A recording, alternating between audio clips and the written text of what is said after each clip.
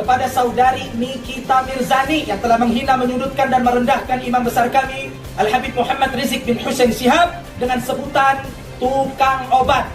Tidak layak seorang muslim dan muslimah, apalagi yang mengaku beriman kepada Allah dan Rasulnya, menghina seorang ulama, apalagi beliau adalah cucu di antara cucu-cucu baginda Rasulullah sallallahu alaihi wasallam. Kepadamu, hei babi betina lonte oplosan penjual selangkangan, tidak layak seorang muslim dan muslimah, apalagi yang mengaku beriman kepada Allah dan Rasulnya, menghina seorang ulama. Rekonsiliasi dengan Pak Habib Rizik, kita nggak ada masalah. Dari awal saya katakan, Pak Habib Rizik mau pulang, ya pulang-pulang saja. Pergi-pergi sendiri, pulang-pulang silakan. Tidak ada yang perlu direkonsiliasi. Istilah kriminalisasi ulama itu nggak ada. Kita nggak mengenal itu istilah itu. Pertanyaannya siapa yang dikriminalisasi? Nah, kadang-kadang untuk membangun sebuah emosi, istilah-istilah itu dikedepankan. Negara juga harus menegakkan aturan-aturan melalui law enforcement. Kalau enggak nanti ya kaju balau kan begitu. Nah, siapa yang kena law enforcement itu ya mereka-mereka yang salah. Juga di PKS ya siap untuk membersamai beliau. Jadi biarkanlah Habib Rizik dengan ketokohannya untuk membangun, mengajak seluruh anak bangsa ini ya, sehingga mudah-mudahan beliau Allah beri kekuatan dan keistiqomahan. Ini saya belum apa-apa, belum pulang aja. Nanti Habib Rizik akan kita buka lagi kasusnya. Ini apa-apaan? Jadi kalau berbeda pendapat bukan main tangkap. Kalau berbeda pendapat, saudara, bukan orang ditersangkakan. Kalau beda pendapat bukan orang dipenjarakan. Dan nggak boleh penguasa itu mentangkap kanan, tangkap kiri. Kriminalisasi, saudara, nggak boleh. Kriminalisasi ulama. Kita siap dialog, kita siap damai. Anda tidak mau ada revolusi berdarah. Bebaskan Ustadz Abu Bakar Bashir yang sudah sepuh, Habib Bahar bin Smith yang dizalimi. Bebaskan mereka, bebaskan para buruh, bebaskan para mahasiswa, bebaskan para pendemo, bebaskan para pelajar yang saat ini masih memenuhi ruang-ruang tahanan, saudara. Ulama yang asli, nah ulama ada dua, ada asli, ada ulama-ulamaan. Ada ulama-ulamaan. Lalu maksudnya apa? Ulama-ulamaan yang ngajak umat ke sorga-sorgaan. Karena kalau ulama asli ngajak umat ke sorga siap ikut ulama asli? Takbir! Meminta kepada kepolisian negara RI agar tidak ragu-ragu untuk menangkap dan menahan saudara Muhammad Rizik Shihab, menghina Pancasila, menghina agama Hindu, agama Kristen, menghina masyarakat Sunda dan sebagainya. Setahu gue, nama Habib itu adalah tukang obat. Habib itu kang obat, ya, jangan diagung-agungkan. Sekalinya pulang, bikin ulah, kayak begitu diagung-agungkan. Nabi Muhammad itu yang jelas nabi, baru ini manusia udah bikin ulah terus, ntar bikin lagi demo apa? 712, kayak begitu kalian agung-agungkan, yang baik kalian sia-siakan. Apalah negara ini, nggak ngerti lah gue. Makanya mereka ngina Nabi. Saudara, yang namanya orang kafir itu dari dulu Allah udah bilang tentang beredarnya ada rekaman fitnah yang mengatasnamakan Firza Husein. Juga saya sekali lagi saya katakan itu semua adalah fitnah. Firza Husein juga sudah menyampaikan bantahan melalui juru bicaranya. Saya ini sudah kenyang difitnah selingkuh sama perempuan, difitnah serobot tanah negara, difitnah menghina Pancasila, difitnah anti Bhinneka Tunggal Ika. Jadi udah segudang fitnah yang ada. Kalau Habib Rizik ngomong, ngasih kode ke saya boleh. Tapi kalau dia yang ngomong itu pinter-pinter dia kali. Habib punya keterlaluan batas, saya bilang. Saya dianggap apa? Jangan, Bib. Bib, saya bilang, pemimpin bisa tumbang karena wanita. Maksudnya saya hampir gila gara-gara masalah ini. Saya lebih gila, Bib. Teman-teman saya semua menegur saya. Gini, hei Habib, saya bilang ya. Selama ini saya mau tanya sama Habib. Habib kan punya mata. Habib lihat, apa yang selama ini saya bawa Ratna dan Ahmad Dhani ke Habib supaya semua jadi baik. Saya ikut arahan Habib, ikut kegiatan MPI. Akhirnya toh nggak minta ampun, minta maaf, minta ampun, tolong Firza, tolong minta ampun. Sampai dia mau mundur, dia nggak mau lagi mimpin aksi ini. Pak Emma, bayangin. Jangan Habib pikir saya perempuan sembarangan. Kayak gitu. Saya bisa berteriak, teriak. Tentunya nanti ada beberapa saksi ahli yang nanti akan kita periksa kembali ya.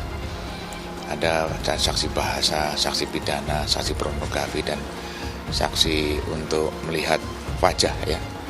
Apakah wajah itu memang sesuai dengan badan, apakah wajah itu sesuai ya, atau badan itu terlalu panjang tangannya atau kakinya dan sebagainya. Nanti saya belum lama kenal dengan Bu Firza. Di KMA ada chat, ada kalau telepon lain mungkin chat, iya ya. Keturunan Rasulullah, nggak tahu yang keberapa lah urutannya karena Nyai nggak ngitung ya. Tapi gini loh, kalau memang kau keturunan Rasulullah, ya bisa aja kita bilang tes DNA, tapi ya sudahlah daripada ribet dan mengeluarkan biaya untuk itu. Kita buktikan aja nanti, Allah Subhanahu Wa Taala yang akan membuktikan itu semua, ya. Allah Subhanahu Wa Taala yang akan membuktikan kebenaran di atas kebenaran. Walaupun kau mengatakan diri kau Habib, malu dong sama sorban.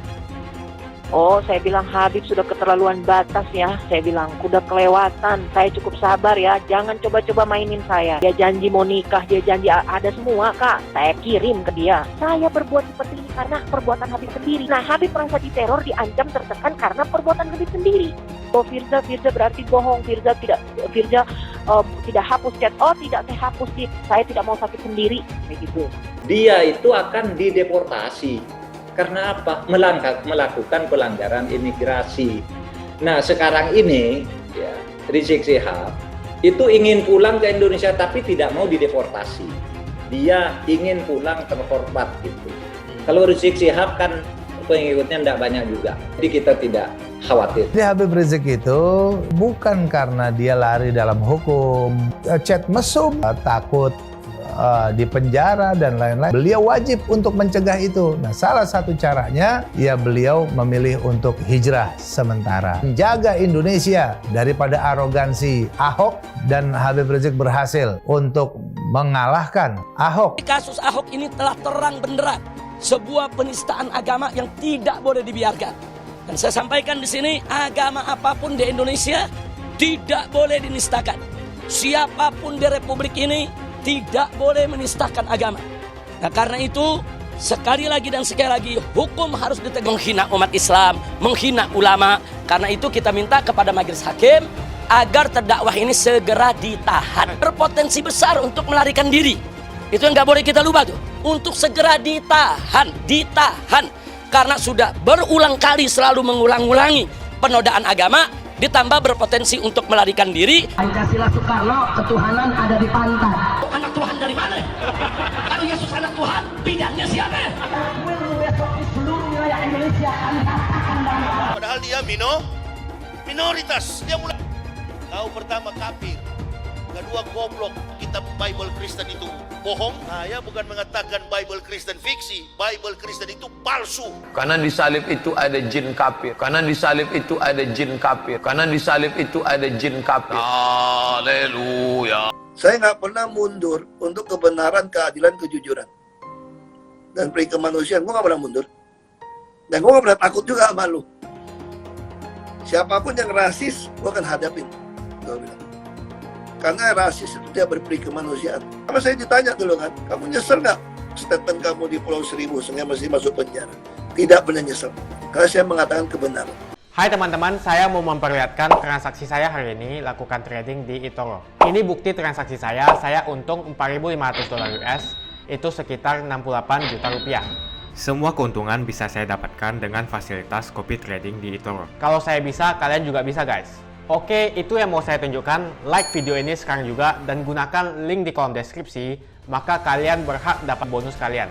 Promo ini ada masa waktunya, jadi jangan ketinggalan. Bukan cuma itu saja, transaksi tidak dikenakan fee, baik itu investasi saham, trading forex, komoditas, bitcoin, dan lainnya. Kalian bisa melakukan transaksi berapa kali pun atau unlimited trading. Dan tidak ada fee sama sekali. Jika transaksi di tempat lain sudah berapa fee-nya. Setelah nonton video ini, ayo bergabung dengan eToro hari ini gratis dan tidak ada minimal deposit. Pastikan kalian menggunakan link di kolom deskripsi untuk mendapatkan welcome bonus. Kalian bisa menggunakan bonus $100.000 di akun virtual untuk latihan. Bukan cuma itu, kalian akan dapat kelas trading online gratis senilai Rp3 juta atau $200 jika kalian deposit di bulan ini. Selamat menonton guys, enjoy! Hai semua, dengan saya Jonas Leong. Terima kasih banyak buat kalian penonton setia yang selalu menonton di channel ini. Saya secara personal sangat menghargai waktu kalian. Dan saya sudah menganggap kalian sebagai family karena kalian selalu support di channel ini. Bagi kalian yang selalu menuliskan opini kalian di kolom komen, saya baca komen kalian satu persatu. Saya baca komen kalian untuk mengetahui opini kalian, tanggapan kalian, dan masukan kalian sangat berguna untuk video selanjutnya. Terima kasih banyak buat kalian yang selalu menekan tombol like di awal video. Video seperti ini membutuhkan waktu dan juga research. Dan ini semua gratis untuk kalian. Jadi pastikan kalian menekan tombol like-nya supaya saya mengetahui kalian menyukai konten yang saya bagikan. Saya Maher At-Tuwailibi menghimbau kepada saudari Nikita Mirzani yang telah menghina, menyudutkan dan merendahkan imam besar kami Al-Habib Muhammad Rizik bin Hussein Shihab dengan sebutan tukang obat. Tidak layak seorang muslim dan muslimah, apalagi yang mengaku beriman kepada Allah dan Rasulnya, menghina seorang ulama, apalagi beliau adalah cucu di antara cucu-cucu baginda Rasulullah sallallahu alaihi wasallam. Kalau kita tidak bisa menjadi orang soleh, setidaknya jangan memusuhi orang-orang soleh. Kepadamu, hei babi betina lonte oplosan penjual selangkangan, saya himbau, 1 kali 24 jam kau tidak melakukan klarifikasi dan permintaan maaf di depan publik secara terbuka, saya Maher At-Tuwailibi beserta 800 laskar pembela ulama akan mengepung rumahmu. Saya serius, saya tidak main-main. Kita lihat apa yang akan terjadi. Darah kami kucurkan untuk membela kehormatan cucu Rasulullah sallallahu alaihi wasallam. Rekonsiliasi dengan Pak Habib Rizik, kita nggak ada masalah. Dari awal saya katakan, Pak Habib Rizik mau pulang, ya pulang saja. Pergi sendiri, pulang silakan. Ya, kan nggak ada masalah. Buktinya pulang ya nggak ada masalah kok. Apakah kita mencegat? Enggak. Aparat keamanan justru kita wanti-wanti, ya, kawal dengan baik, jangan diganggu. Ya, walaupun mereka sendiri yang mengganggu jalan maksudnya, mengganggu publik kan begitu. Tetapi kita tidak memberikan upaya-upaya untuk menekan, upaya-upaya untuk menghalangi dan seterusnya. Ya, buktinya apa? Beliau datang sampai ke rumahnya juga aman-aman aja, selamat kan begitu. Jadi inilah kita juga harus luruskan, harus clear, masyarakat juga harus paham, tidak ada yang perlu direkonsiliasi. Yang diperlukan di sini adalah masing-masing punya hak dan tanggung jawab, gitu. Hak sebagai warga apa? Gitu. Tanggung jawab sebagai warga apa? Negara juga punya hak dan punya tanggung jawab untuk menjalankan semuanya itu, agar apa aturan-aturan itu bisa ditegakkan, berjalan dengan baik. Karena apa? Negara itu melindungi semuanya.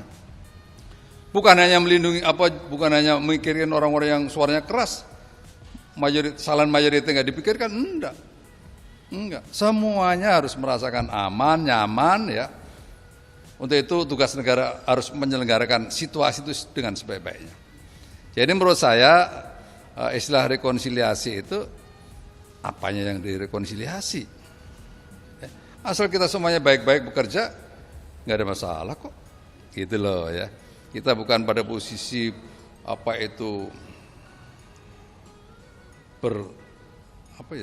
enggak, posisinya baik-baik aja kok sebenarnya. Gitu ya, saya pikir ya, istilah itu mungkin pandangan saya seperti itu ya. Terus bagaimana sebenarnya bagaimana membangun sebuah hubungan gitu. Ya, hubungannya tadi itu, hubungan antara warga negara dengan pemerintah harus berposisi seperti apa, menjadi warga negara yang baik harus seperti apa, sehingga semuanya berjalan dengan baik. Istilah kriminalisasi ulama itu nggak ada. Kita nggak mengenal itu istilah itu. Ya. Dan kita nggak mau ulama dikriminalisasi. Itu negara itu melindungi segenap bangsa.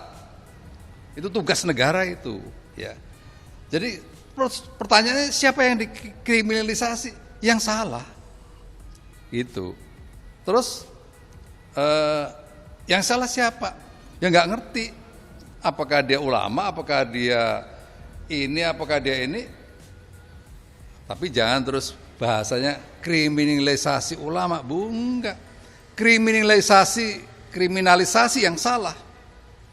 Nah, kadang-kadang untuk membangun sebuah emosi, istilah-istilah itu dikedepankan. Jadi saya ingin katakan kepada masyarakat Indonesia bahwa negara melindungi segenap bangsa dan warga negaranya. Nggak ada itu negara semena-mena, nggak ada seperti itu. Tetapi negara juga harus menegakkan aturan-aturan melalui law enforcement. Kalau enggak nanti ya kacau balau kan begitu. Nah, siapa yang kena law enforcement itu ya mereka-mereka yang salah. Jadi terus jangan dibalik negara atau pemerintah mengkriminalisasi ulama. Enggak, menurut saya tidak ada itu. Kita tidak mengenal istilah itu. Ya, yang dikriminalkan adalah mereka-mereka yang betul-betul salah. Dan itu ada bukti-buktinya. Ada harapan-harapan, ya termasuk Omnibus Law, beliau sedang melakukan kajian. Ada timnya yang beliau sedang tugaskan, sehingga mungkin belum bisa dieksplor sekarang, jadi mungkin biarkanlah beliau dan timnya untuk melakukan kajian-kajian lebih mendalam terkait itu. Ya, Habib Rizik kan udah menjadi tokoh umat, jadi kalau beliau berkiprah langsung di partai ya terlalu kecil ya.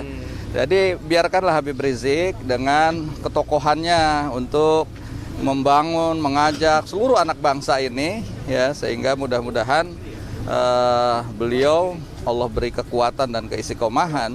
Nah, cuma kami juga di PKS ya siap untuk membersamai beliau, dan kalau ada juga ya kalau beliau bisa mau langsung juga kami siap, tapi ini kan ketokohan beliau juga adalah ketokohan yang justru harus lebih luas lagi saya kira ya. Saya ingin menyampaikan ucapan berjuta terima kasih dan penghargaan yang tinggi kepada segenap umat Islam yang telah meluangkan waktunya, yang telah menunjukkan kepeduliannya, yang telah menyambut kepulangan saya sekeluarga.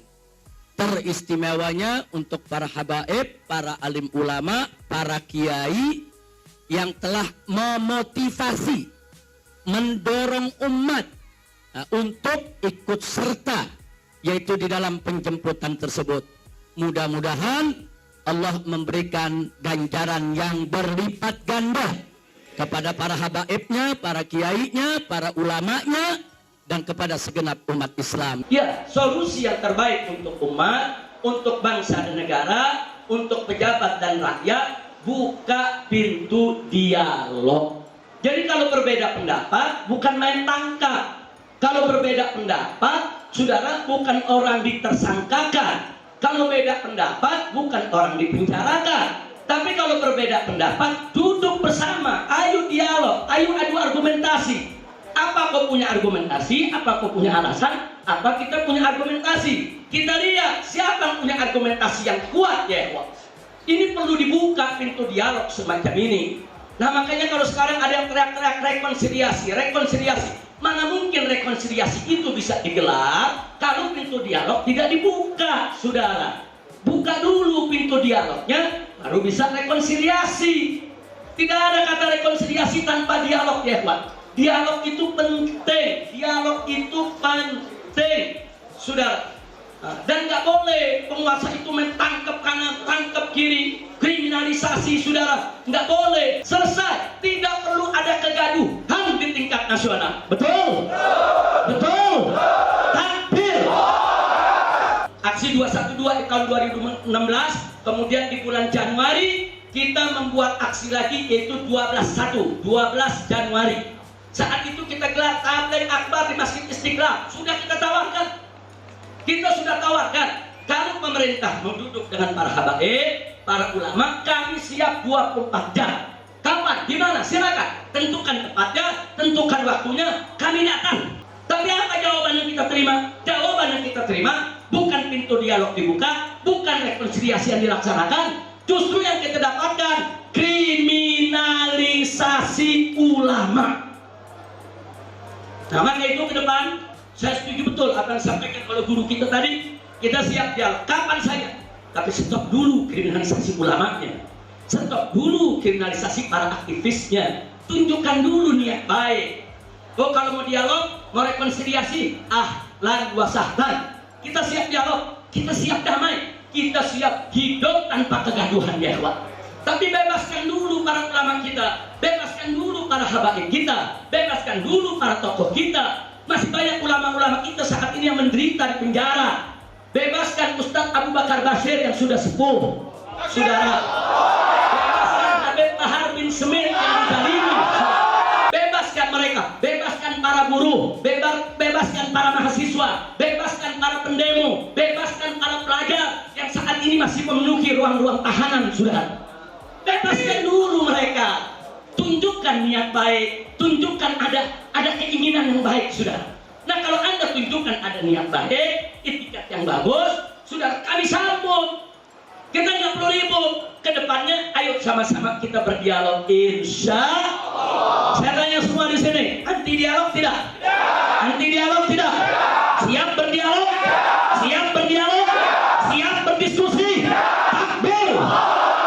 Nanti kita dengarkan apa keinginan pemerintah, nanti kita sampaikan apa keinginan umat, saudara. Kan umat ini kan melapornya ke ulama, umat ini kan lapornya ke kiai, kan kiai dan ulama yang berinteraksi langsung dengan masyarakat yang ada di bawah. Ulama yang paling tahu tentang keinginan masyarakat, ulama yang paling tahu tentang kemauan daripada masyarakat, ya saudara. Nah, nanti ulama akan menyampaikan masyarakat tuh keluhannya begini, rakyat tuh maunya begini. Nah, di mana salahnya? Kalau ada salah, luruskan. Itu yang namanya dialog, saudara. Nah, kalau dialog ini sudah dibuka, baru bisa mewujudkan rekonsiliasi. Dari mana adanya rekonsiliasi kalau tanpa dialog? Dan bagaimana kita mau dialog kalau kriminalisasi ulama masih berjalan? Ini saya belum apa-apa, belum pulang aja. Nanti Habib Rizik akan kita buka lagi kasusnya. Wow. Ini apa-apaan, saudara? Apa saja yang salah, proses. Betul, betul. Nggak bisa, ini nggak boleh dibiarkan, saudara. Ketidakadilan semacam ini, kelompok saudara yang tidak disukai pemerintah dicari-cari kesalahannya, diproses. Sementara kelompok yang menjilat pemerintah, saudara, dibiarkan mereka melakukan kesalahan. Nggak boleh, ini dibiarkan, nggak boleh. Ini bisa menjadi bom waktu yang setiap saat bisa meledak. Dan kalau Anda tidak mau ada revolusi berdarah, kalau tidak mau ada revolusi sosial masyarakat, saudara, ya perbaiki. Ulama selalu memberikan kesempatan. Ayo sama-sama kita perbaiki. Keadilan ini magnet yang bisa menyerap, menarik rahmat Allah Subhanahu wa Ta'ala. Sebaliknya, ketidakadilan itu bisa mengundang adab. Ketidakadilan itu bisa mengundang musibah dan bencana, saudara. Keadilan yang semacam ini yang dibutuhkan oleh umat Islam Indonesia. Bagaimana para pejabatnya, para pemimpinnya berlaku adil, bersikap adil, menetapkan hukum dengan adil. Karena kalau kalian, para pejabat tidak adil, bukan hanya kalian yang binasa, tapi negara, bangsa, rakyat semua ikut binasa karena ketidakadilan kalian. Sekarang saya mau tanya, kalau para pejabat terus-menerus tidak adil, negara kita mau binasa. Saya mau tanya, apa Anda mau musnah dalam kebinasaan negara? Apa Anda mau binasa dalam bencana? Maka itu nggak boleh kita diam, saudara. Oh, ada yang jawab, Habib, kalau kita lawan nanti kita dipenjara, nanti kita dibunuh. Wallahi, penjara bahkan dibunuh sekalipun jauh lebih baik daripada kita mati dalam bencana akibat murka Allah kepada bangsa ini. Ujungnya mati-mati juga, saudara. Cuman mati dibunuh, syahid, mati dalam bencana, saudara. Ini menjadi konyol buat kita semua. Nah, begitu saya mau tanya, Anda mau pilih mati syahid atau mati konyol? Siap mati syahid di jalan Allah? Takbir! Kalau begitu siap tegakkan keadilan? Siap lawan ketidakadilan? Takbir! Tegakkan hukum yang adil, yang salah proses hukum sesuai dengan hukum yang setimpal, betul? Takbir! saudara, yang menjilat rezim, yang menyanjung-nyanjung rezim, yang membela-bela rezim, salah apapun dibiarkan. Sudah dilaporkan oleh masyarakat, dilaporkan oleh kiai, dilaporkan oleh santri, dilaporkan oleh masyarakat, enggak diproses. Sampai kapan kita diam melihat begini? Sampai kapan? Ini kalau terus-menerus dibiarkan, hancur binasa kita punya negeri, saudara.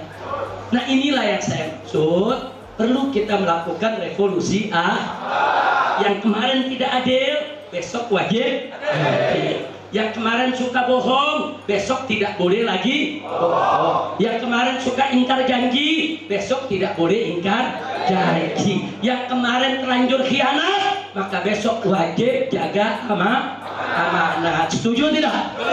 Saya tanya, kira-kira kalau pemerintah melakukan revolusi akhlak, dukung tidak? Dukung tidak? Tetap ini sebarkan, biar pemerintah dengar. Kami siap mendukung Anda kalau Anda melakukan revolusi akhlak. Kalau Anda besok berbuat adil, kalau Anda menegakkan keadilan, kalau Anda merubah segala kezaliman ini menjadi ketaatan kepada Allah, kami hormati Anda, kami siap tunduk kepada aturan Anda. Betul? Kalau Anda tidak adil, gelombang manusia, gelombang rakyat dari Sabang sampai Merauke akan melawan segala ketidakadilan Anda. Takbir! Takbir! Keadilan itu untuk semua, sudah. Tidak boleh ada satu manusia pun yang diperlakukan tidak adil. Apapun agamanya, apapun sukunya, keadilan bukan hanya untuk umat Islam, sudah. Keadilan untuk semua manusia, bahkan untuk semua makhluk Allah Subhanahu wa Ta'ala. Kita mesti adil terhadap binatang sekalipun. Kita mesti adil terhadap pohon, kita mesti adil terhadap lingkungan, apalagi terhadap umat manusia. Wajib untuk kita bersikap adil. Siap bersikap adil? Siap tegakkan keadilan? Takbir! Takbir! Sallu ala Nabi. Mati itu awal kehidupan kita di alam akhirat, saudara. Untuk mempertanggungjawabkan segala amal kita di dunia ini. Maka itu kepada para pejabat Indonesia, ingat, besok Anda juga akan mati, bukan kami aja yang mati. Anda akan ditanya kenapa bohong, kenapa ingkar janji, akan ditanya kenapa khianat, kenapa tidak amanat. Nah, mumpung hayat masih di kandung badan, kami aja. Ayo kita ajak revolusi akhlak. Ulama yang asli. Nah, ulama ada dua, ada asli, ada ulama-ulamaan. Ada ulama-ulamaan. Lalu maksudnya apa? Ulama-ulamaan yang ngajak umat ke sorga-sorgaan. Karena kalau ulama asli ngajak umat ke sorga Siap ikut ulama asli? Takbir! Ulama itu harus jadi penasehat utama. Ulama itu, saudara, harus selalu menjadi pengontrol segala kebijakan pemerintah untuk melindungi seluruh rakyat, apapun agama, budaya, dan bahasanya. Sekali lagi saya tanya, kalau gitu kedudukan ulama mulia tidak? Mulia tidak? Takbir! Maka itu jangan suka merendahkan ulama. Jadi jangan begitu udah merdeka, dapat jabatan, gaji gede, enak-enakan, ulama dikriminalisasi. Jadi keluar lagi dah tuh ya. Udah kangen 3 tahun setengah nggak keluar-keluar. Takbir! Takbir! Siap jaga Pancasila, siap jaga Undang-Undang Dasar 1945, siap jaga Bhinneka Tunggal Ika. Takbir! Siap sikap para pengkhianat, siap sikap para bajingan. Takbir! Sallu ala Nabi. Pembiaran terhadap penodaan agama, penghina agama dibiarkan dilindungi. Besok nggak boleh ada penoda agama yang dibiarkan. Betul? Setuju? Saya mau tanya, kalau pemerintahan Jokowi melakukan itu, saudara, kita senang tidak? Setuju tidak? Setuju tidak? Takbir! Pancasila Soekarno, ketuhanan ada di pantat. Anak Tuhan dari mana? Kalau Yesus anak Tuhan, bidangnya siapa? Besok di seluruh wilayah Indonesia kami katakan Tanya dengan pada tahun 2017 saya pernah meminta kepada Kepolisian Negara RI agar tidak ragu-ragu untuk menangkap dan menahan saudara Muhammad Rizik Syihab. Karena pada waktu itu berbagai macam laporan dari masyarakat, baik kelompok maupun perseorangan, seperti menghina Pancasila, menghina agama Hindu, agama Kristen, menghina masyarakat Sunda, dan sebagainya. Nah, saya anggap ini menimbulkan perpecahan dan menimbulkan keresahan masyarakat yang luar biasa pada waktu itu. Kemudian saya minta kepada kepolisian untuk tidak ragu-ragu menangkap dan menahan. Nah, tidak lama setelah itu muncul fitnah terhadap saya dari akun Facebook dan akun Instagram yang mengatakan bahwa saya ini adalah politisi yang berhaluan komunis, politisi yang memusuhi umat Islam, politisi yang indekos di Partai PDI Perjuangan. Nah, karena saya difitnah, maka saya buat laporan. Setelah saya buat laporan, beberapa lama kemudian, sebulan kalau nggak salah, saudara Muhammad Rizik Syihab ini berangkat umroh, sehingga laporan saya itu tidak bisa diproses. Ya.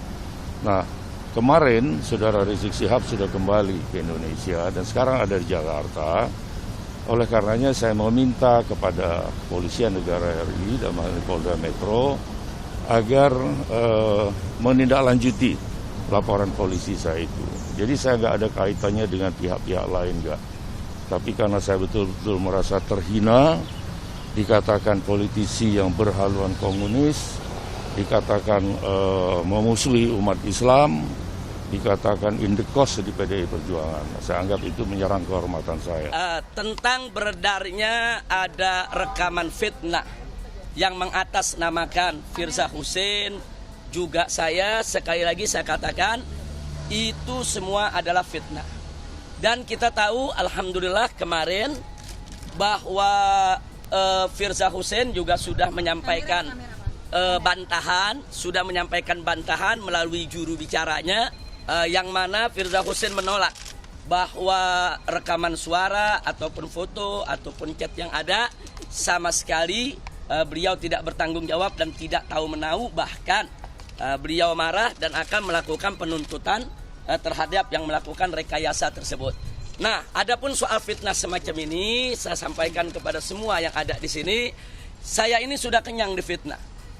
Difitnah beristri 6, difitnah selingkuh sama perempuan, kemudian difitnah terima sogokan 100 miliar, difitnah serobot tanah negara, difitnah menghina Pancasila, difitnah anti Bhinneka Tunggal Ika. Jadi udah segudang fitnah yang ada. Pancasila Soekarno, ketuhanan ada di pantat.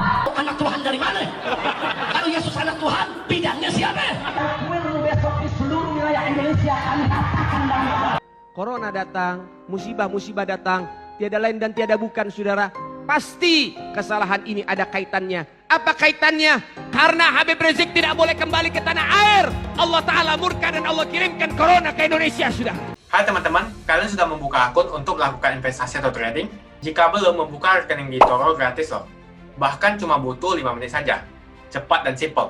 Dan semua bisa dilakukan secara online. Sampai saat ini ketika kita mau melakukan investasi saham atau trading forex, kita masih menggunakan cara yang kuno. Seperti kita menelpon banker atau broker yang melakukan atau mengeksekusi transaksi kita. Tapi apakah kalian tahu di eToro kita membeli saham atau forex, kita cuma login, lalu memilih apa yang kita mau, lalu masukin angka berapa banyak yang ingin kita beli, lalu tinggal klik. Sesimpel itu. Sampai saat ini kita bingung mau investasi saham luar negeri, trading forex, komoditas, dan cryptocurrency di mana tepatnya. Kita bisa transaksi semua trading ini di eToro. eToro merupakan one-stop shopping.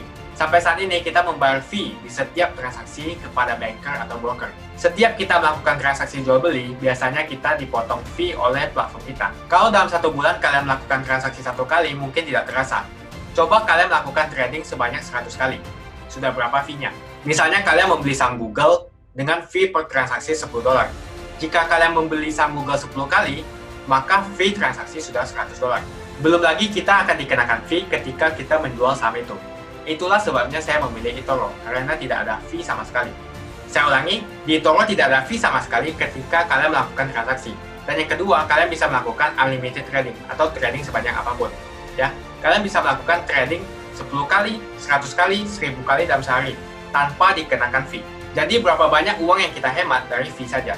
Sampai saat ini ketika uang dana kita dikelola oleh manajer keuangan, terkadang kita tidak diberitahu ketika akan melakukan transaksi. Bahkan investasi kita dipotong biaya.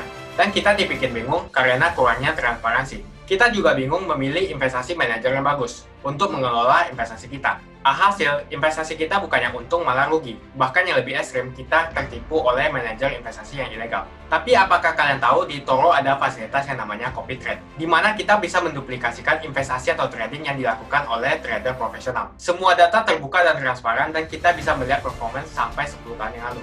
Dengan fasilitas ini, kamu tidak usah lagi menelpon manajer keuangan kamu untuk melakukan trading. Atau pusing investasi kamu merugi dikelola oleh manajer keuangan. Di eToro, kita bisa memilih investor profesional yang sesuai dengan yang kita sukai. Dan di eToro banyak sekali profesional investor yang keuntungannya di atas 50%. Bulan ini saya profit 140%. Jika kalian ingin profit seperti saya, kalian tinggal menggunakan fasilitas copy trade. Jadi ketika saya profit, maka otomatis kalian akan mendapatkan profit. Mau beli saham Google, 1 unitnya mahal. Di eToro, kalian bisa beli di bawah 1 unit atau pecahan unit. Contohnya kita membeli saham Google dengan hanya $50 saja, yaitu 0,02 unit. Di platform lain, kalian diwajibkan untuk membeli minimal 1 unit atau $1.500 untuk saham Google. Dengan $50 atau Rp700.000 saja, kalian sudah bisa memiliki saham Google. Menarik bukan? Saya sudah lama menggunakan eToro dan minggu ini saya profit 140%. Jadi bergabunglah dengan eToro dan mulai profit hari ini. Jadi apa yang kalian tunggu? Mendingan kalian cobain sendiri aja deh. Tutorial bisa kalian cek di kolom deskripsi dan kalian harus menggunakan link di kolom deskripsi untuk mendapatkan welcome bonus. Jika tidak, maka tidak akan mendapatkan bonus. Dan gunakan bonus $100.000 di akun virtual Anda untuk mengenal lebih jauh tentang eToro atau bisa digunakan untuk latihan. Bukan cuma itu, kalian akan dapatkan kelas trading gratis yang nilainya Rp3 juta jika kalian deposit di bulan ini. Makasih banyak buat kalian yang nggak skip dan nonton video ini sampai habis. Saya secara personal sangat menghargai waktu kalian. Makasih banyak buat kalian yang sudah tekan tombol subscribe dan makasih banyak buat kalian yang sudah tekan tombol loncengnya. Jangan lupa bagikan informasi ini ke teman atau family Anda. Mungkin teman atau family Anda membutuhkan investasi ini. Oke guys, sekian dulu dari saya. Jangan lupa follow Instagram saya di @johannesleongofficial untuk kata-kata motivasi setiap harinya. Bagi kalian yang termotivasi nonton video ini, ayo like video ini dan subscribe di channel ini. Dan buat kalian yang sudah subscribe di channel ini, jangan lupa tekan tombol loncengnya supaya kalian mendapatkan notifikasi setiap kali saya upload video. Saya menggunakan eToro untuk melakukan investasi. eToro merupakan broker multi aset di mana Anda dapat berinvestasi pada pasar keuangan global seperti di saham, komoditas, forex, cryptocurrency, atau di ETF. eToro juga dikenal dengan social trading platform di mana Anda bisa mengcopy transaksi dari trader profesional sehingga cocok sekali bagi Anda yang sibuk atau tidak memiliki keahlian untuk trading atau berinvestasi sendiri. Misalnya Anda menggunakan copy trading untuk menduplikasi aktivitas trading saya. Jika saya profit, maka kamu akan otomatis profit. Mau profit seperti saya? Gunakan copy trade hanya di eToro. Pastikan gunakan link di kolom deskripsi untuk mendapatkan bonus.